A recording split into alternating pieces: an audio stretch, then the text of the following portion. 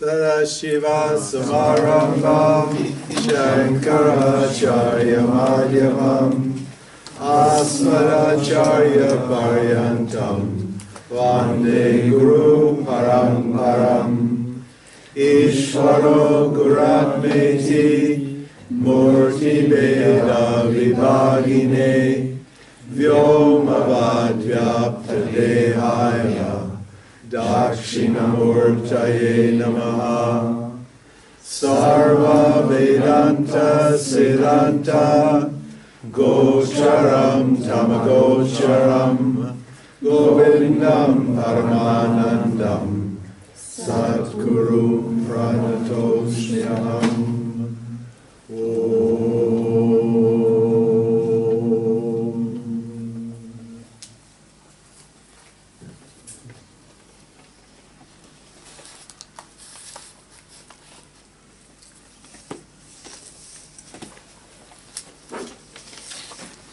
So,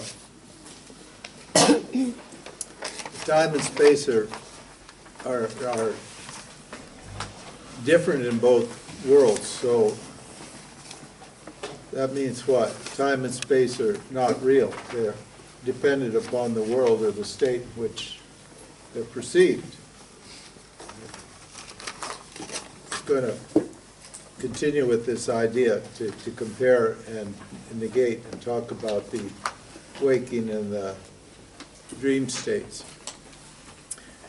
And we said that, you know, the elephant in a suitcase means what? If you have an elephant and you think that I'd like to take it to Bad Meinberg for my thoughts to the satsang of Ramji with me. But I don't have anything to carry the elephant in. I don't have a cage big enough. Oh, I know what I'll do. So you at night you go to sleep and you have a dream, and then in a dream you think, oh, I know, I'll put Ramji in a suitcase. And as soon as you think of a suitcase, the suitcase appears, and then you put the elephant in the suitcase, and then you take it to the, well, you have to go to the seminar in the dream state, because you can't take the dream suitcase with the dream elephant into the waking state. But you can fit him in the suitcase in the dream state, can't you? Yeah. So, So, which is real? The dream state where you can put an elephant in a suitcase, which you think is real, don't you? When you're putting that elephant in that suitcase, you're very happy to go to the seminar with your support pet. We have support pets in America. Did you know that? Did you read about the woman the other day on the plane? She had a hamster. You know a hamster? And they told her, the stewardess said, what, you can't have that little rat here in this plane. If you don't get rid of that rat, we're throwing you off the plane. And so the one said, okay, and she flushed it down the toilet. Yeah, so if you could flush your elephant down the toilet, you couldn't get your elephant down a regular toilet drain, but in a regular toilet, but in a dream toilet, you could flush that elephant down the drain, and the drain would just be big enough for the elephant, wouldn't it? They're both real. Dream, when you're in it, isn't it? So which state's the real state? The real state. Which is the mithya state and which is the satya state? The dream or the waking? No, oh, good first. It's a trick question, right? They're both mithya states. Because whatever happens in them is state specific, but if something's real, it's got to be what? Independent of anything else, doesn't it? That's the standard. It has to work in both states. The dream suitcase doesn't work in the waking state, and what? And the waking state suitcase probably doesn't work in a dream, does it? For a real elephant cage, if you have a real elephant, you keep him in a cage, which you're required to do by law, then you can't get him into the dream, can you? You can't get elephant in a cage into the dream. So everything in each state's only state specific. It's not eternal. It's not always present.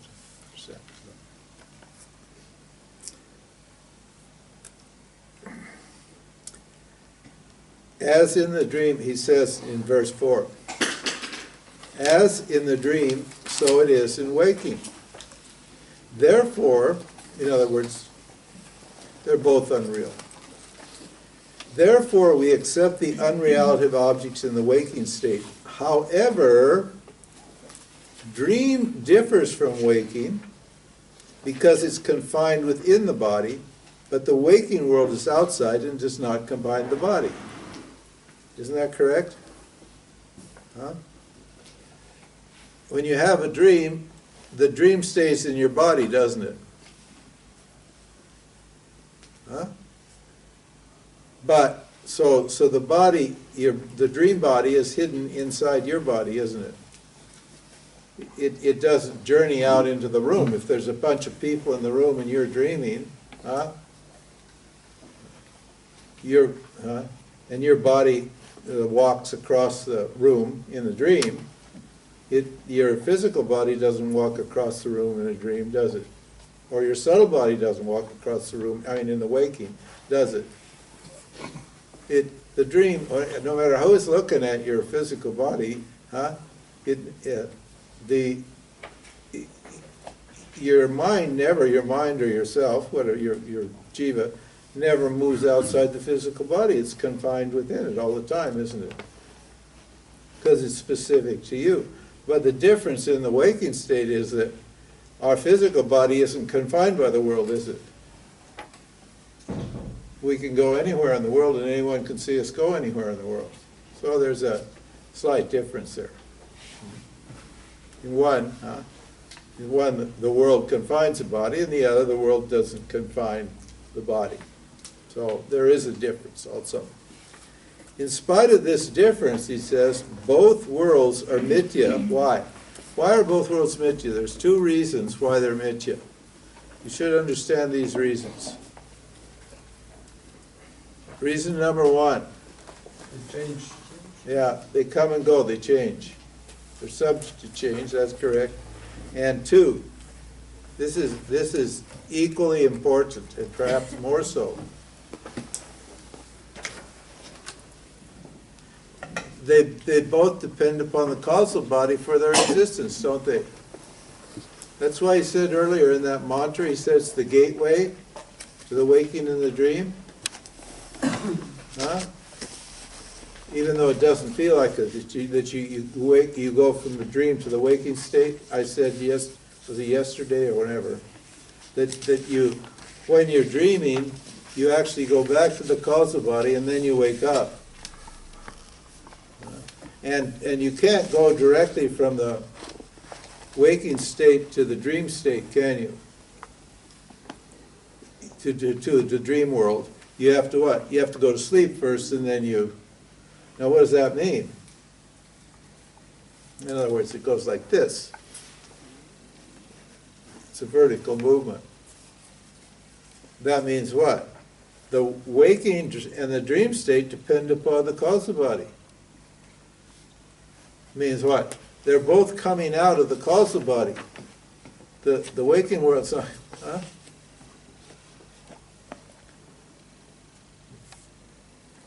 Isn't that right? So now, mithya, a thing is mithya is apparently real. If what? If it depends upon something else. So anything that what? Changes, that comes and goes, or depends upon something else, is mithya. It's not real.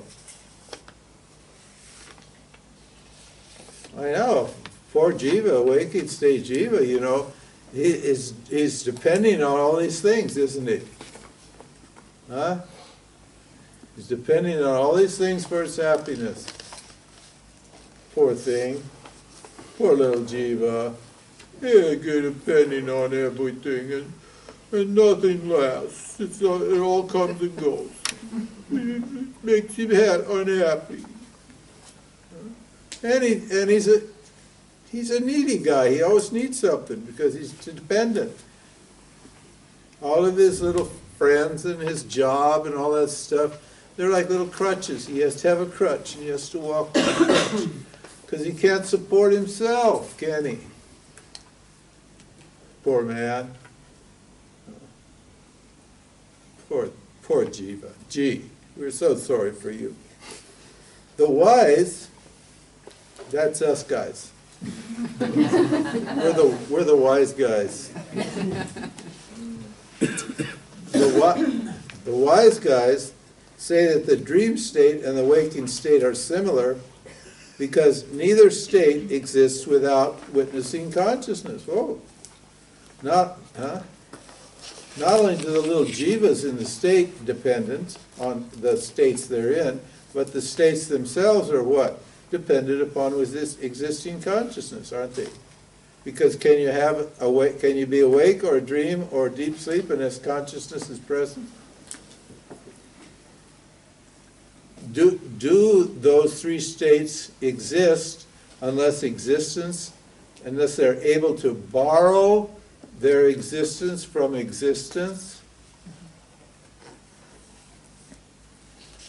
Well, if something looks like it's real, it's mithya, it's borrowing its existence from somewhere, isn't it? Think of the snake and the rope. You know the snake rope story. Huh? Anybody not know the snake and the rope story? Oh, good. I don't know. Oh, you don't know. There's a man in the twilight. I know it. See, that's Vedanta. He knew it, but we had to tell him what he knows. You think you don't know yourself, but our job is to tell you yourself. That's all. It's a difficult job because you don't want to hear that. You sort of want to hear it, but you know, we like our misery. Remember my story about my friend who said, maybe shit, but it's warm and it's mine. We don't want to really hear that we're free of this little jiva. But at the same time, we want to hear it. That's why we're sitting here, right? Okay, so in that example of the snake and the rope, how is it? There's a couple of reasons, but how is it that this fellow thinks that a rope's a snake? Why? Well, because the rope is like coiled up like this, and then it comes up over the bucket like that. So, in the old days, I saw it in India. I used to, regularly in villages. After somebody used the well, there's usually a well in the village somewhere, and then when somebody used it, they'd coil it up nicely, and then the rope would go over the edge of the bucket, you know, because it was hooked to the bucket, on the side of the bucket. So a weary traveler, a person in the evening who was tired, and the light was going down. The story always takes place in twilight, as you know. Why does it take place in twilight? Oh, If it's what? If it's day, you see it clearly, and if it's night, you see nothing. Yeah. If it's in the middle of the day, you're going to see a rope where there's a rope, aren't you? If it's the dead of night, it's midnight, it's dark, you're not going to make a mistake either because you're not going to see it at all. So you're not going to mistake a snake for a rope.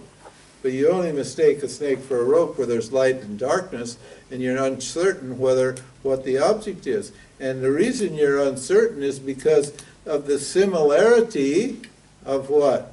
Of snakes to ropes. That's why.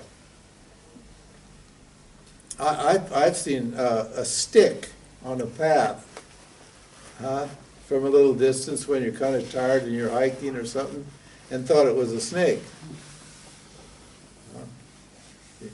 So it says here so that means what? That the reality of any object, the isness, objects exist, don't they? But all objects exist, don't they? The table exists. The chair exists. The body exists, doesn't it? Did anybody argue with that?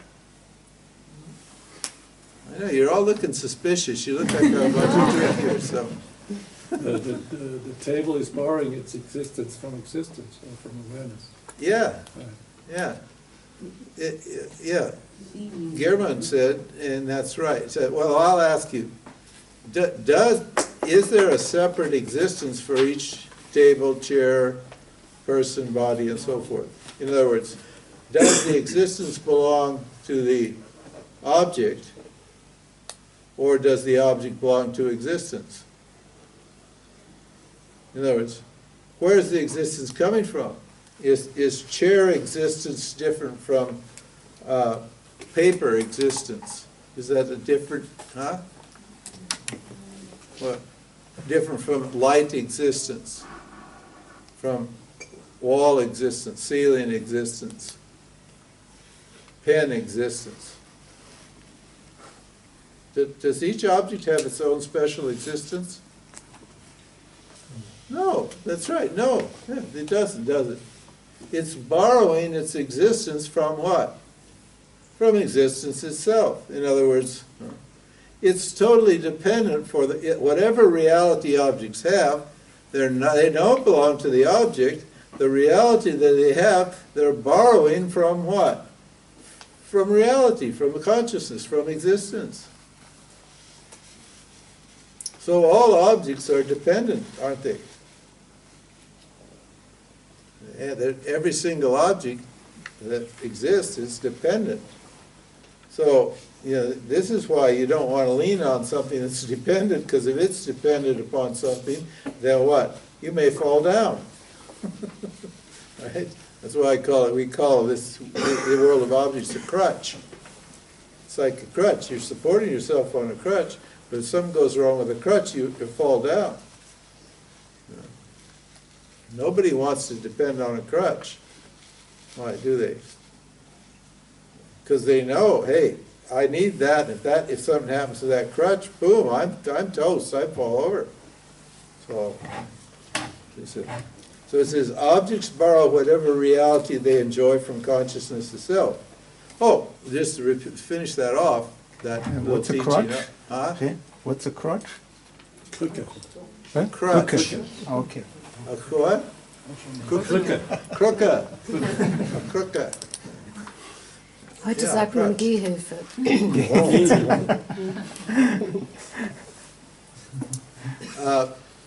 Where did I go? You guys fuzzed my mind up for a minute. Little Thomas went across my mind and I forgot. See how the Tamaguna works? You got a thought and then it gets covered up. You said the objects always depend on the existence. Yeah. So why do you say that table exists then? Why do you say that? The table exists. That's what you say, don't you? You never say existence tables, do you? Huh? Do you ever say? That would be correct, wouldn't it? Huh? That would be, spiritually or realistically or truthfully correct. Because existence becomes a table. But you say, no, the table exists, which implies that what? the existence belongs to the table. This is Maya operating. Maya's just reversed the relationship. Remember I called it viparaya? We call it viparaya. It reverses the relationship between the subject and the object. So it looks like the existence belongs to the table. And you think you have a special life, don't you? Yes, sir. Huh? You think your life's all very special, don't you? But you're borrowing every bit of life that you have, you're borrowing from what? Consciousness, aren't you? It's not your life. You say, my life. Well, excuse me, did you create that life? Did you? Well, if you created it, if you're the author of your life, then you can own the life. Then you say, it's mine, because you created it. That's fair enough. But you didn't create it, so how does it become your life? See what Maya's done to you? It's confused you totally. That's it. You need to say, there, by the grace of God, I'm here by the grace of God. In other words, my I is borrowed totally from God. Myself is totally borrowed from God. I was given this self by existence, by God, isn't it? So by claiming it, what are you asking for? You're asking for all kinds of troubles because what? Because your life now is burdened with all the karma that your mind and body have done in the past. Whereas if you say, God made my life, God gave me my life, that whatever karma you've got belongs to God and you don't have to worry about it. Where'd you get your karma? Huh? Where'd you get your karma? Did you create your karma? Yeah, no. It looks like you did, doesn't it? But where's the evidence that you created all this karma? It's only a belief that you created all this karma, isn't it? It's only a thought, a belief, that this karma is your karma. But you can't, can you remember creating the karma that you're getting here?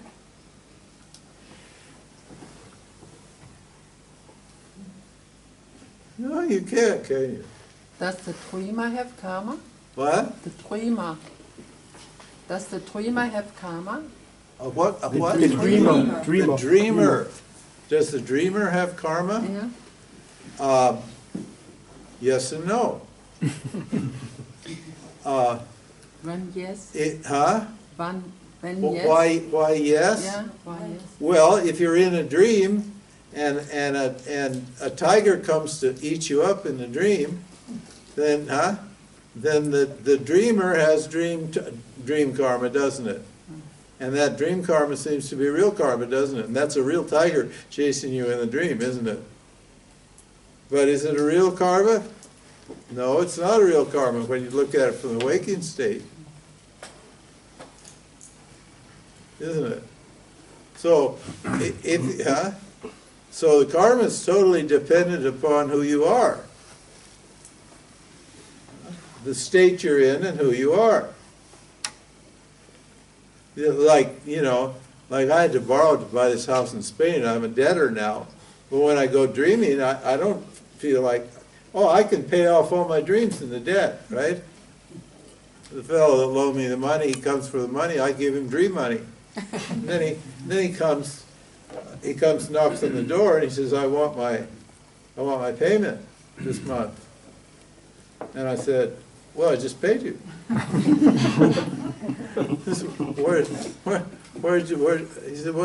money? I didn't see it in my account. Oh, you have to go to your dream account. I said, yeah. Well, I did pay you. Just go look and see. And then get back to me. In fact, here, I wrote up a fake invoice. Receipt.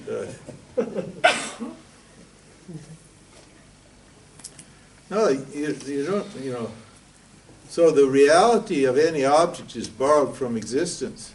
That is, you exist in consciousness, or there what? Prior to the appearance of any object. And so, and you're the source of the object. So whatever existence you have, it doesn't belong to you at all. It belongs to the object. I mean, whatever existence the object has, that doesn't belong to itself. It belongs to existence. He says here. Well, he'll see it. He's going to say it. Down here in the last in verse 5, he says, "Objects do not confirm their own existence, do they?" The table doesn't stand up and say, "Hey, I'm a table," does it? An object can't confirm its existence because it's not conscious, it's inert. So there's no way that it can tell you that it's a table. I have to what? Confirm the existence of the table. I have to observe the table and give it a name, and then it's a table. Until it's given a name, it's just existence appearing as a table, or a chair appearing as a wood is appearing as a chair.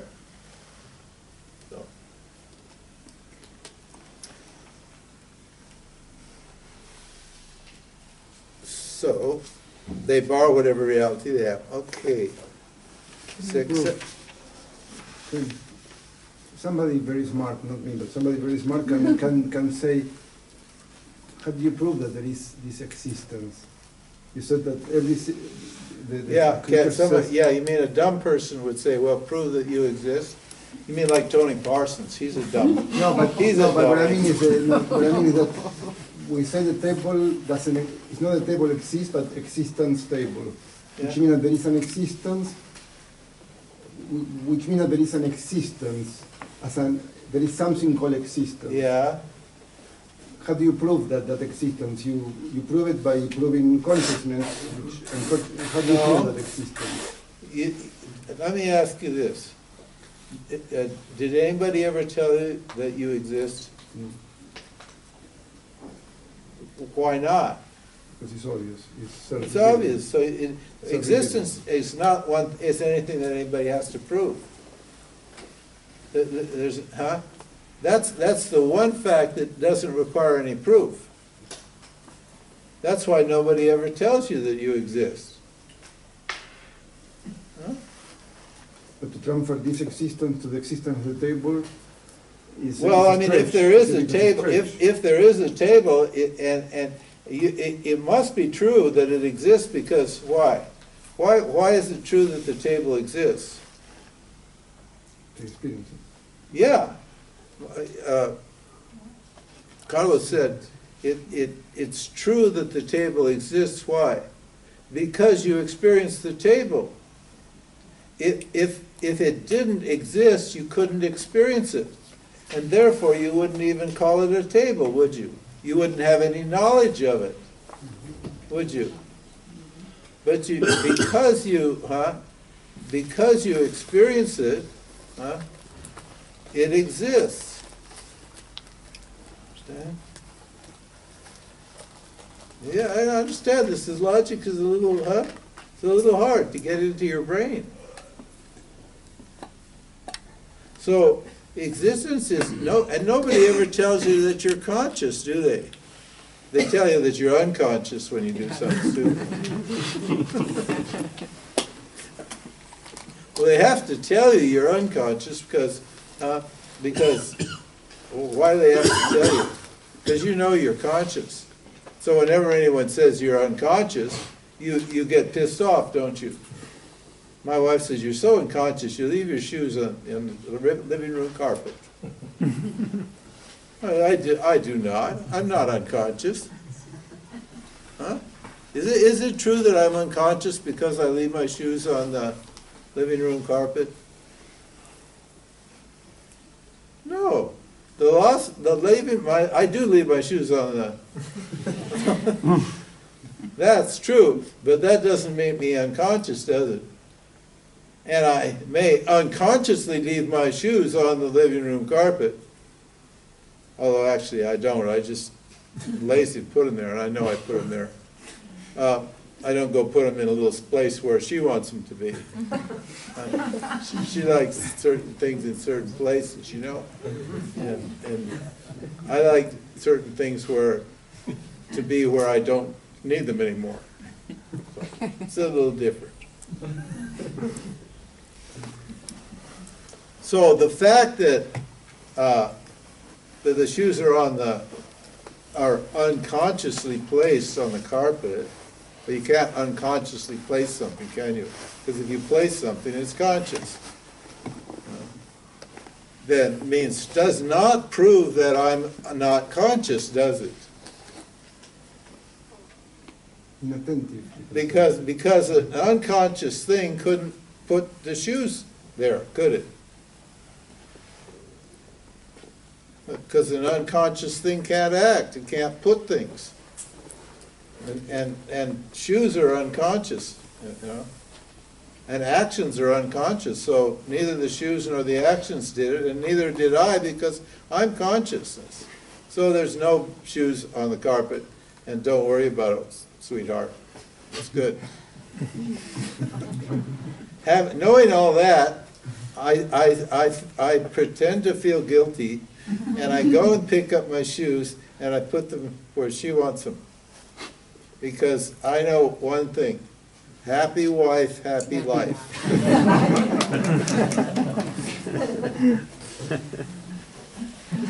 This is something you can all learn if you're having relationship problems.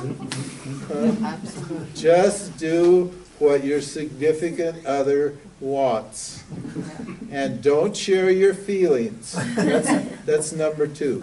Never share your feelings. You're only asking for trouble. Okay. Okay, then. Good, it's getting hot. It's getting hot in here. You get hot. Huh? You are getting hot. I'm getting hot. See how I'm projecting the hotness on the here? You see projection? You see Maya?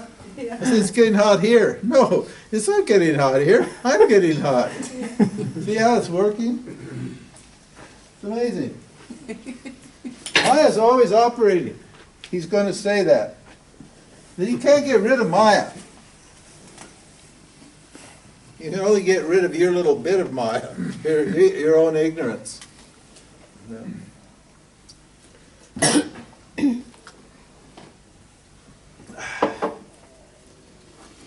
Now this is the one that really this is the only one you need. At least this is the only one I need. I don't need all the other fancy arguments. Any one of these teachers could do the job. You don't have to hear them. Oh no, I need to hear all of them before I'm ready to realize that I'm the self. No. You do not need to hear all of them. If you understand any one teaching, you understand all the teachings. Because all of the teachings prove the same thing. What? The world's not real and I'm real. No, I want to come and study with you, James. I need to know the whole thing. I see you know it all. Yeah, I am a know-it-all. That's true. And I want to be a know-it-all, so I have to learn all of the teachings. And I didn't get this one, but I got all the rest, but I didn't get this one. So I can't be enlightened, can I? What kind of a stupid idea is that? Of course you can. You know, you have to. I have a friend, and it took her just about 3 weeks to get free, get moksha. I never seen her. She came to a satsang, and she heard me say that what changes is not real, and what doesn't change is real, and that you are real, that you are reality. And she didn't really pick up any other teaching except that one. And in 3 weeks, boom, it was all over. She just did what? Manana on that. She just kept contemplating on that. And one day, click, the lights went on, and end of story. and it never went back. She never went back to confusion. She remained free to this day. The knowledge became firm in that time. It was just one teaching. She's very smart, and so she still reads the Vedanta just for enjoyment, for pleasure, not for any other. That's why I read it. I read it for pleasure. It's not going to make any difference to me one way or the other. But it's just a pleasure to read these texts and to study them and enjoy the language and the ideas, you know. So all the teachings prove exactly the same thing, which is you're free and the world is apparently real. Brahma Satyam Jagan Mithya. That's Shankara's most famous statement. That's the essence of the teaching of Shankara. Brahma Satyam Jagan Mithya. Brahma Satyam means the consciousness stands alone and is real and is ever free, ever existent, ever present, unborn, free. And then he says the next statement, Jeeva Brahmeva na paraha. That's right behind it. The Jeeva and Brahman are non-different. So that means the Jeeva is free right now here. As long as what? He or she or whatever, it's really an it. The Jiva is not a he or a she. He or she belongs to the body. You men and women are both Jivas. They're not different. They're not different Jivas. The body, yeah, they have different bodies, but a man and a man's Jiva and a woman's Jiva is the same Jiva, same individuality. And it says that Jiva and consciousness are non-different. And the Jiva is non-separate from consciousness when it what? Identifies as a man or a woman. It just doesn't know that it's a Jiva. That Maya makes it identify with the gender. So then the Jiva says, I'm a woman, if there's a woman's body. Or sometimes men say, Jivas with men's bodies say, I'm a woman. You've heard that? That's a big deal now. And then those are transgenders. Those people, they have men's bodies, and then they're asked, well, who are you? And they say, I'm a woman. And then they have some surgeries, and they change their name, and, so on and so forth. Chelsea Manning. You know Chelsea Manning? She's real famous. She's the one, the WikiLeaks. She was a boy. She was a boy and became a girl. So, anyway. So, here's the argument. We're doing this again. Just contemplate on this. This is really all you need to solve your problem. To get rid of this pesky Jiva. This pesky Jiva. And to realize that you can't be the Jiva. That getting rid of it means realizing that you're not the Jiva. And what does he say? Verse 6. That which does not exist in the beginning, in other words, when this pen was made, this pen was made at a certain time, wasn't it? There was a time when there was no pen. Is that correct? Yes. So, if the pen wasn't here before it was made, and then there's going to be a time when this pen won't exist, is that right? And if it doesn't exist, and if it isn't there, isn't present, once it's gone,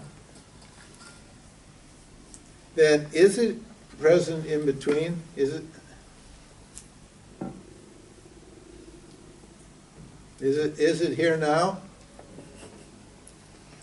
And if it is here now,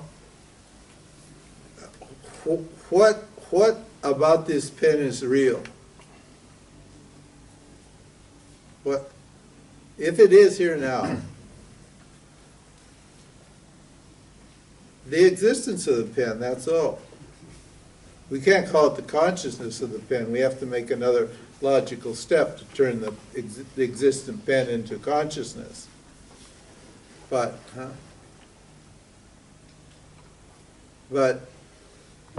so what are you experiencing here? Yourself. Isn't that right? You're experiencing, what, isn't that right? You're experiencing yourself, what? Because what you're experiencing is existence, isn't it? And we said that the existence here, the existence of the pen is borrowed from existence, and your body-mind it exists too, and it's borrowing it from existence. So both you and this pen are borrowing your existence from who? From yourself.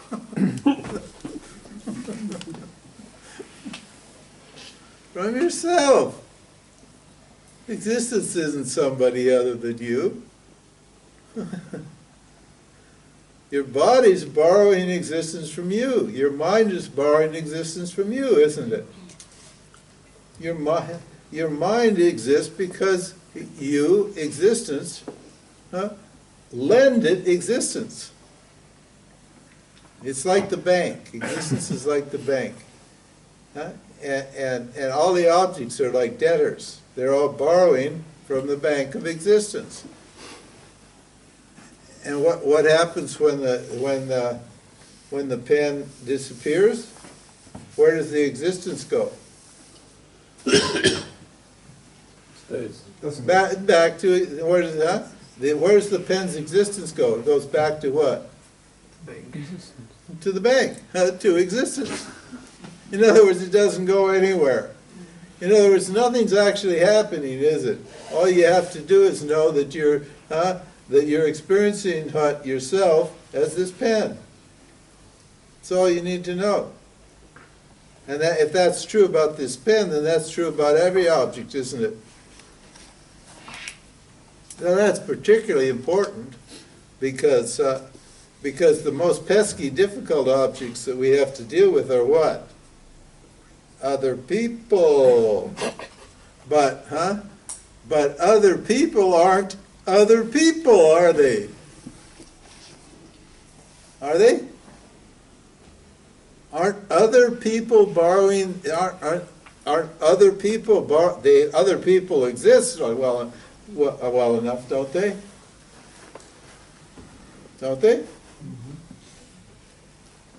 But where are they getting their existence? From me. Which means what?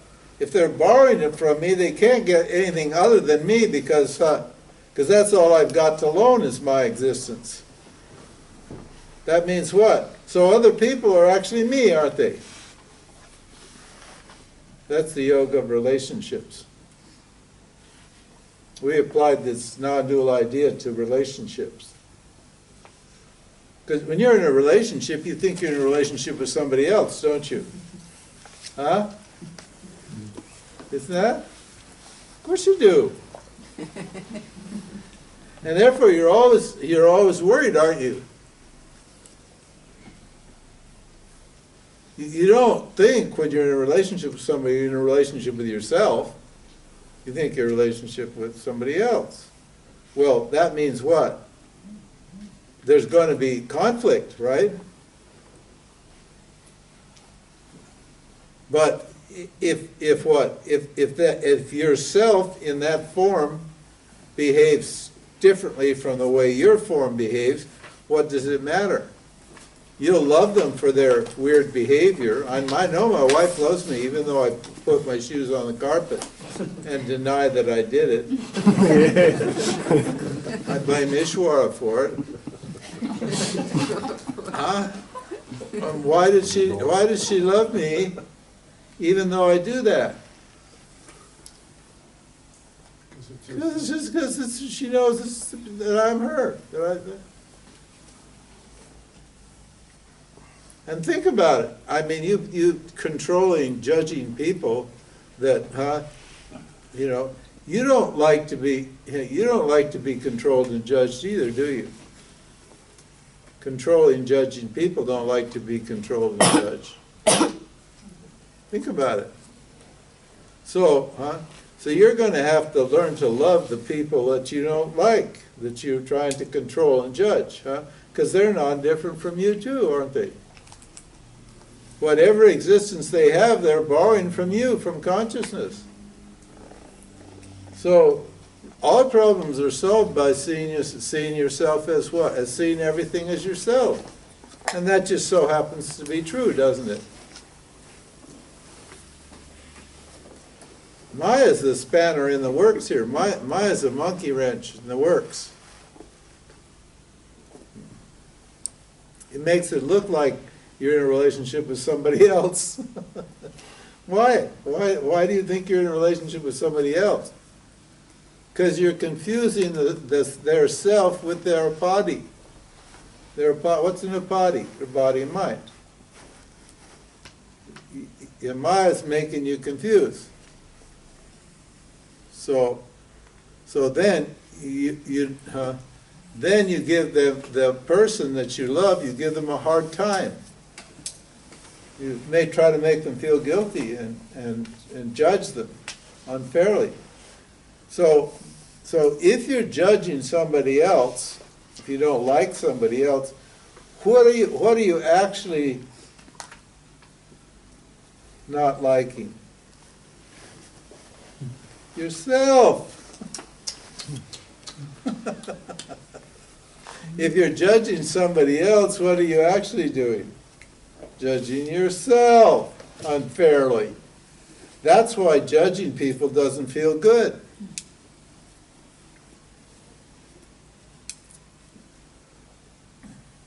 Criticizing people, judging people. Except for me, it feels good. I like to judge the Neos.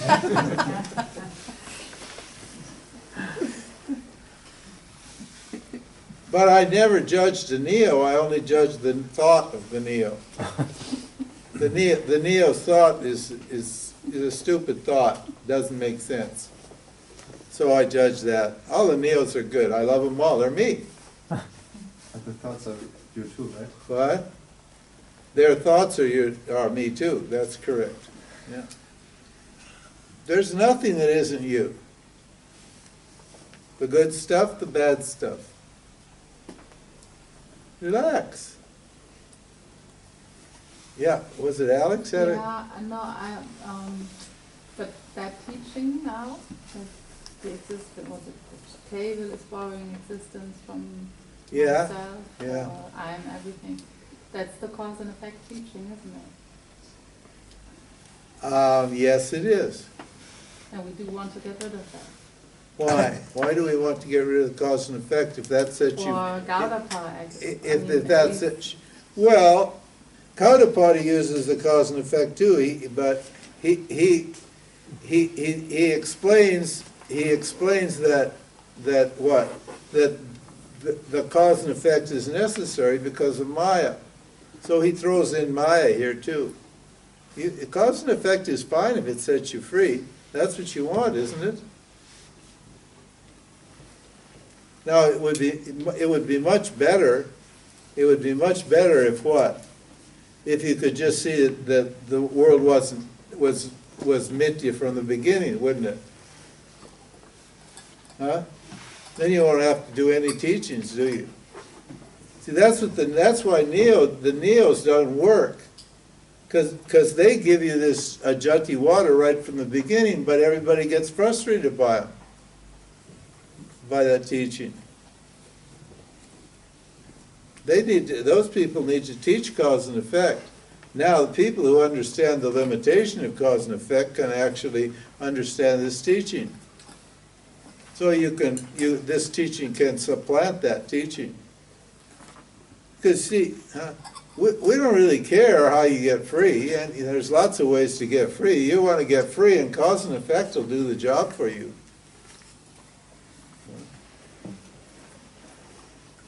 If you understand that yeah, you're right, it's borrowing, but is it actually borrowing? No. That's why we call it Maya. It's seemingly borrowing. So there actually isn't a cause and effect relationship. There's what? A projection that's making it look like there's an action called borrowing taking place. Isn't it? Is there even a projection? What? Is there even a projection? Well, no, that's right. There's not even a projection. And if there is a projection, what? It's not real.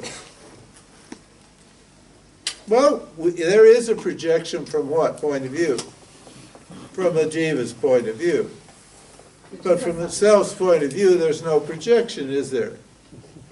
Huh? No. No. Just like somebody said, is there free will or not? Well, yes, there's free will, and no, there's free will. No, there's no free will, right? What? There's free will from what? From Jiva's point of view, but there's no free will from Ishwara's point of view. Right? Which is true. That doesn't satisfy me. I want one answer. Give me one answer. What's true? When I tell people that, they still want to argue. They still want to insist that there's an either-or answer here. But there can't be only an either-or answer. Why? There has to be a both-and answer, because the person who's asking the question is what? Is admitting the existence of mithya.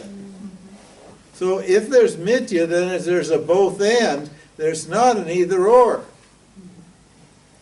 Isn't it? If you're asking a question, you're admitting there's mithya. Now mithya means what? Both are possible. That it's possible there's no, what? Free will, that everything's determined by Ishvara, by karma. And what? And that there is free will, what? Because the Jiva is able to create karma by doing action. We know the Jiva can create karma because, why? Because when it changes its actions, it gets different karma. And there we see that Jiva is actually affecting Ishvara. In other words, the karma that Ishvara delivers to the Jiva is affected by the actions that the Jiva does. So we can tell that the Jiva has at least some kind of limited free will. And our texts all encourage, this text isn't talking about that. This is just trying to dismiss the world all at once. And you see, the teachers that teach this, most of the teachers that teach this, they're just lazy. That's all. They just cherry pick the simplest, coolest teaching, and they just have that's it. So they don't have much imagination, and they were never taught, and they're not intellectually rigorous anyway, because they don't have to be. All you have to say to teach modern Vedanta or modern Neo-Vedanta is what? There's only two things you have to say. Your consciousness and the body mind are not real. That's all you have to say. So anybody can become a neo-teacher, can't they? Because that's all they say. They don't talk karma, they don't talk dharma, they don't talk qualifications, they don't talk guru, disciple, they don't talk any of that stuff. Because that's all non-existent, they say. That's all unreal. Your consciousness. Say, well, okay, great, but what should I do now? Realize it. Everybody reports to me that these famous teachers that they've been with, they really liked them and they got high and they learned a lot and so forth and so on, but they just left feeling frustrated because there was no way to actualize this knowledge. And meditation, we meditate because they say you don't meditate. Why would you meditate? There's a doer. Meditation's a doership. The doer's meditating to get something. And there's no doer, so you shouldn't meditate. What? No, we tell you how to use your mind to set yourself free. If you assimilate this knowledge and start applying it to your life, you'll get free. That's the way it works. So,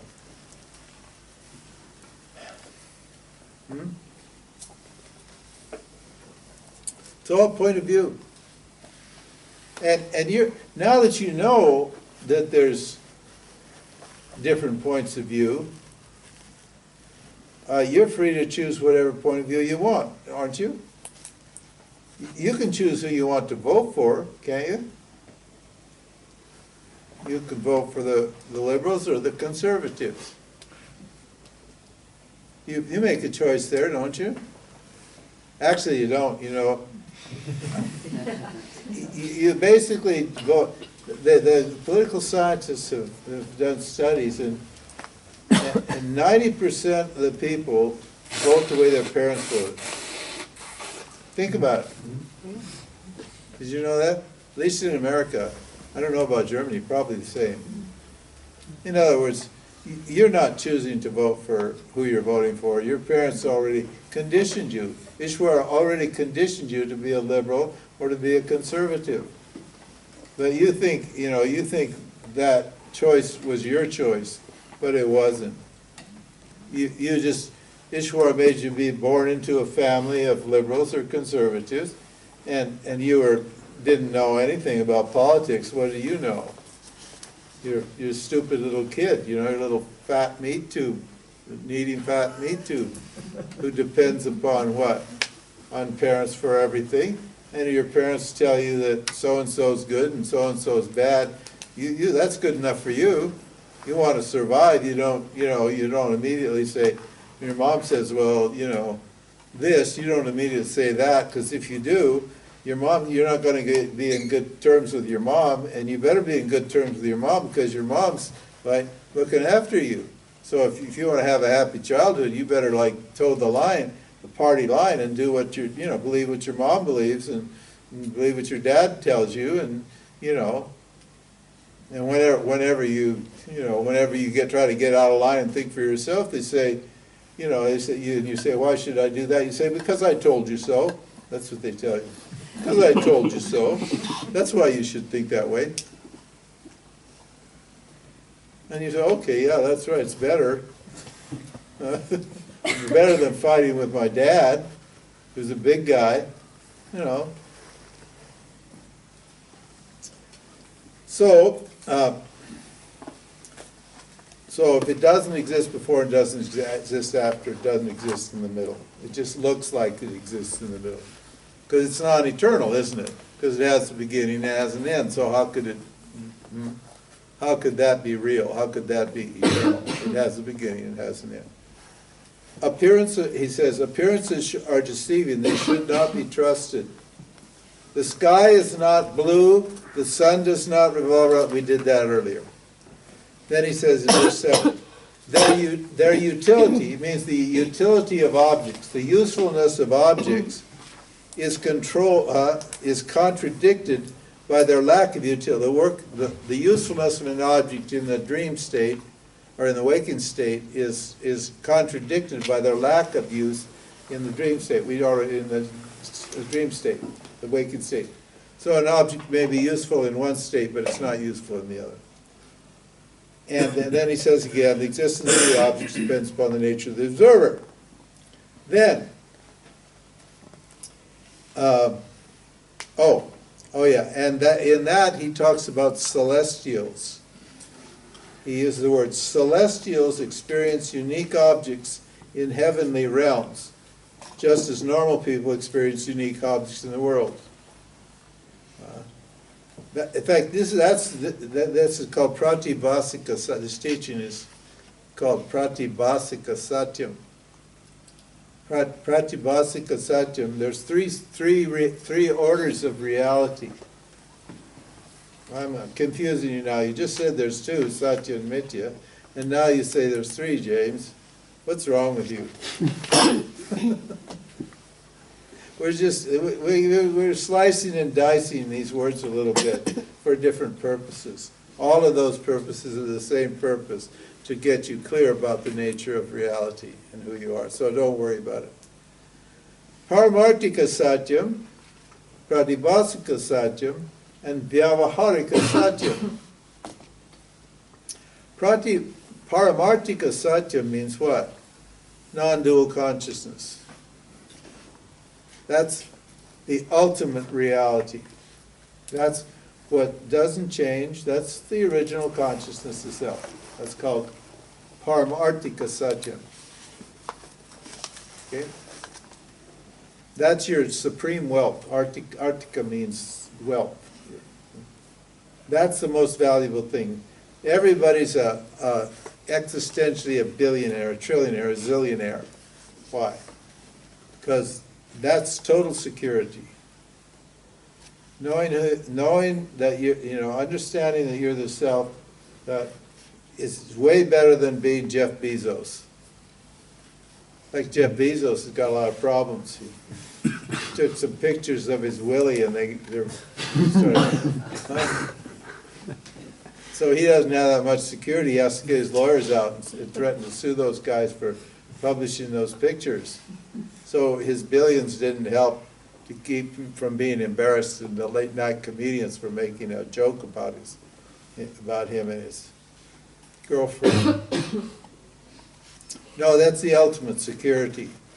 Once you know that, your worries disappear, because you know you don't die, and you know you weren't born, and you know you don't die. So, and all the worries that you have are all about things that are coming and going, aren't they? Yeah. And you think you're the body, and so you think the body's going to go, but for us Vedanta people, we don't worry, do we? We don't have any worries, huh? Why? Because we know the body's an object, and we know that. Isn't that right? None of you people are worried, do you? No, I of course you don't, because you know the body's an object, and you know the object dies. But that's not a big deal, is it? Because when your body dies, you get to look out through all the other bodies, right? I mean, you're looking out through all these bodies right now, aren't you? Yeah, it's the same you that's looking out through every single one of these bodies. Isn't that right? There's only one consciousness, isn't it? Of course. So if one of us croaks, dies, that doesn't mean it's not a big loss, is it? You get to look out through everybody else. And then somebody just, right now, when that person died, a little baby was born. So now you get to look out through a baby's body. It might even be more fun than looking out through some old Vedanta person's body. Huh? Isn't it? So what's the worry? Huh? Yeah, I know you guys don't worry, but because you're Paramartika. Because you're consciousness, that's why. Now, then the Vyavaharika Satyam is what? That's a transactional reality. That's what we call empirical reality. Empirical reality means what? I'm talking and you're listening. That's just the factual reality. Everybody agrees that that's what's happening here. Don't you? This is a satsang. James is carrying on with his Vedanta talk, and we're all enjoying James's scintillating personality and his profound, deep ideas. Right? Yeah, right.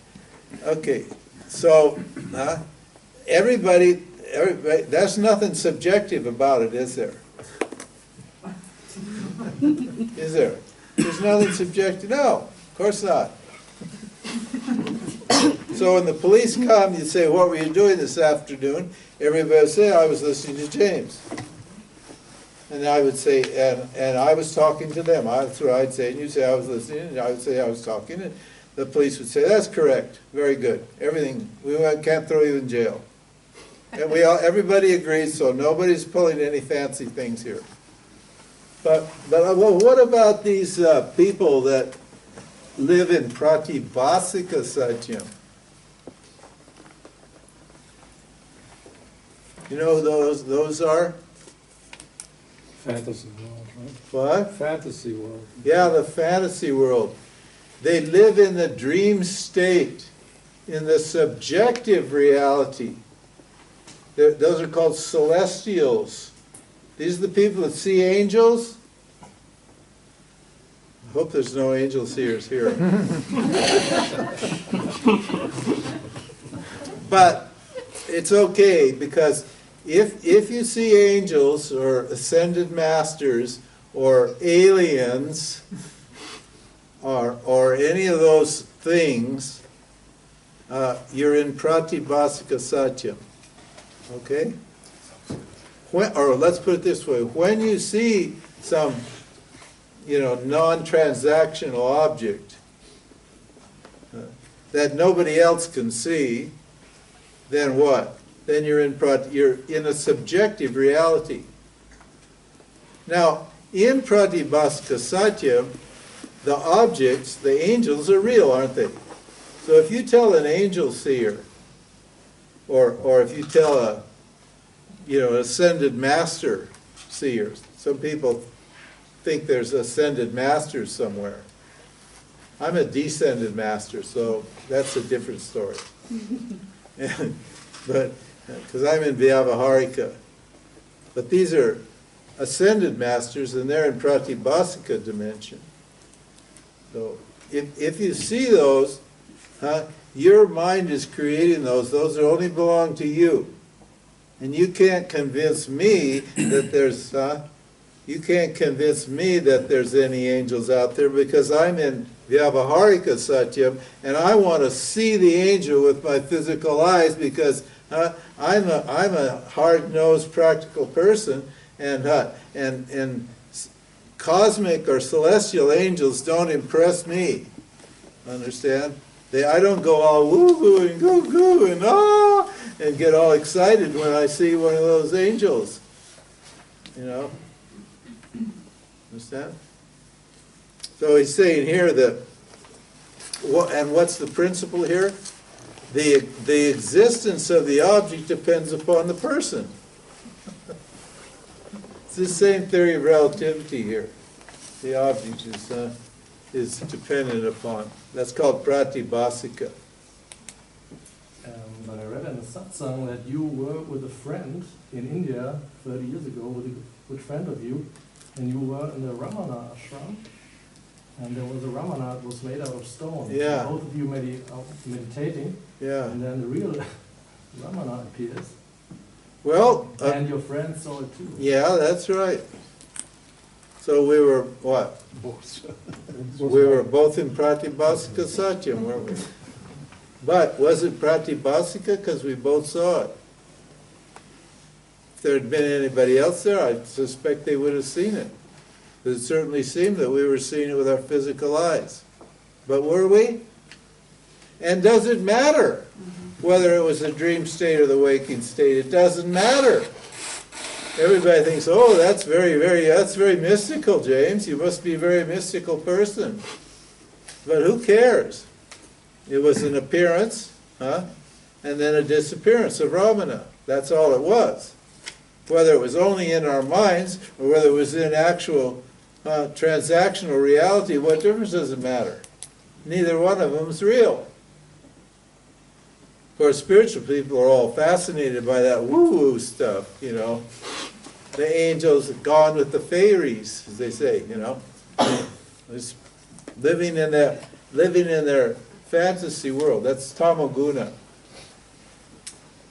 Their minds are tamasic. So they generate the objects that they want within their minds and then enjoy the objects. Because they're too lazy to go out and dig up a real angel. That's tamoguna. It's caused by tamas. You can read the Yoga of the Three Energies. It explains all that. Right. James, one question. The rope and snake. Is a snake always pratibhasika?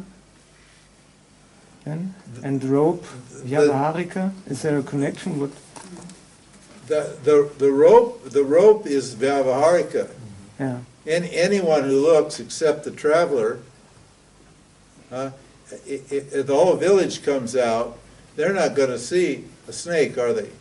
No. They're going to see the rope, because they're not weird, they're not tired, and even though it's twilight, they know that what?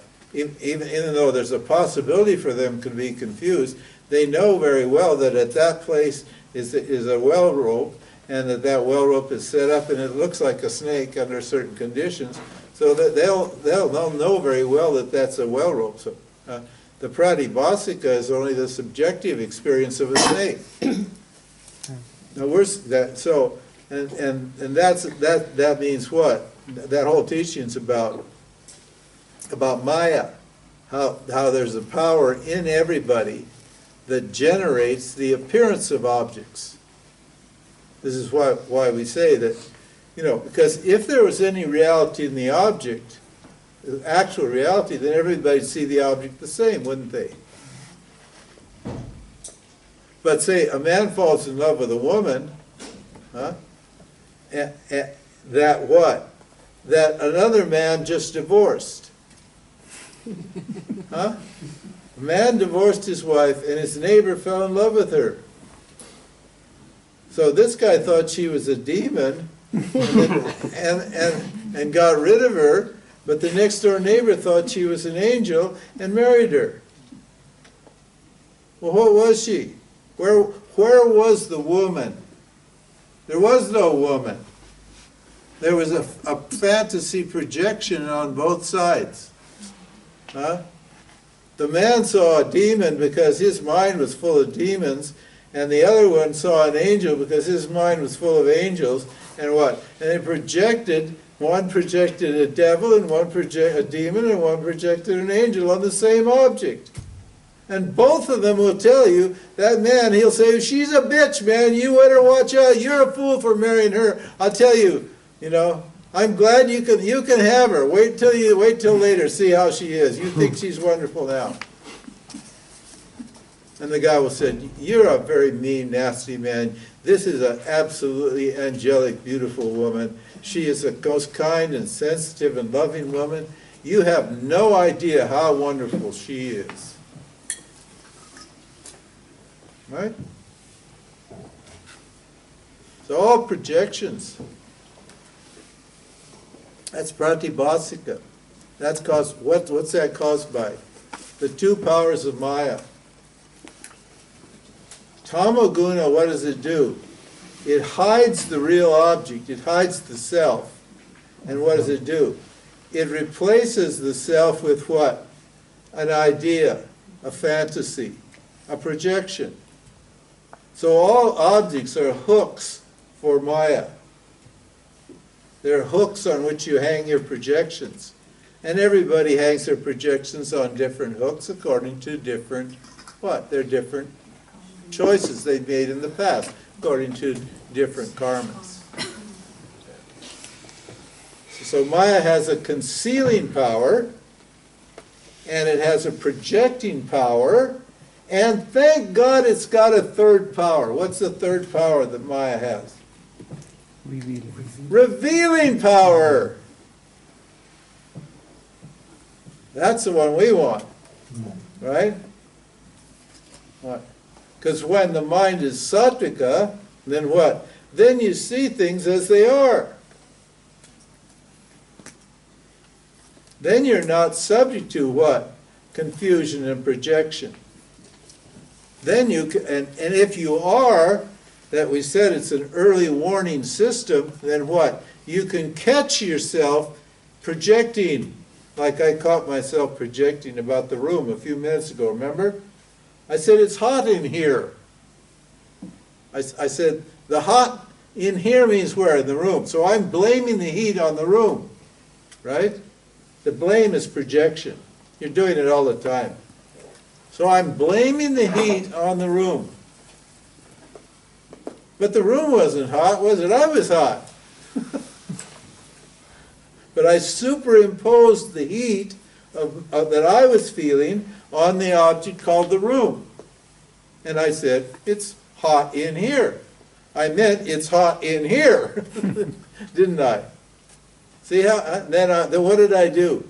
Then I exposed the projection for your entertainment and edification.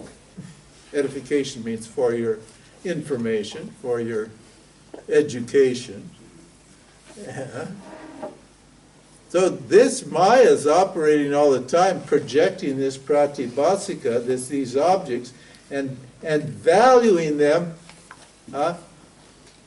irresponsibly. Because objects have no self-nature, do they? Objects are value neutral. Ishvara doesn't create objects with a whole bunch of values. Like a snake. Now, is a snake a scary creature? Not to say there's a beautiful anaconda female snake walking along. And you're slithering along. That's a pretty sexy object to a horny male snake, isn't it? Right? He likes that, But if you see that snake coming wiggling along toward you, you get scared and you run off, don't you? So is that a dangerous snake? Or is that a sexy, attractive, juicy snake? Well, it just depends on who you are. That's all, huh? Doesn't it? Do the objects, huh?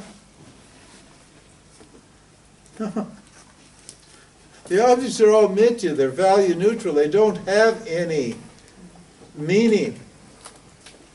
You're projecting meaning on them. Not you personally, Ishvara. If you own the projection, then they're your projections. But if you understand Ishvara, then what? You don't own them, and you have a joke. You have a good joke. You have a laugh. Say, ha ha ha, you almost fooled me, Ishvara. But I didn't project it, huh? You projected it, and I almost fell for your tricks. But I'm too smart. I've been studying with Ramji, and I know better. So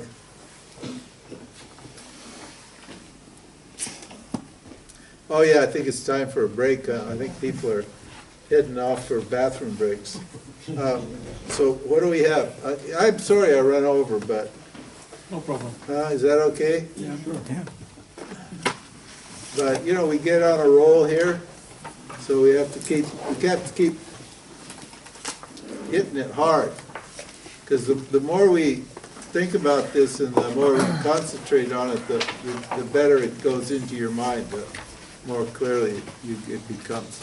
Okay, take a break, and we come back in like 15 minutes and just wrap it up, maybe some Q&A or something.